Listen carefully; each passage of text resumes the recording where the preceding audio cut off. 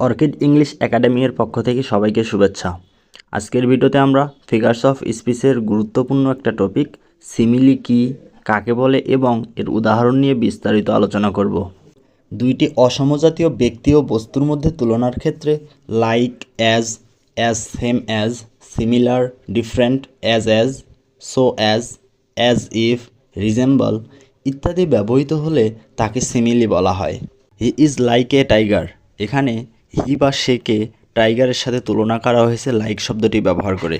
As brave as a lion, সিংহের মতো সাহসী, এখানে অ্যাজ দ্বারা লায়নের সাথে মানুষের সাহসকে তুলনা করা হয়েছে।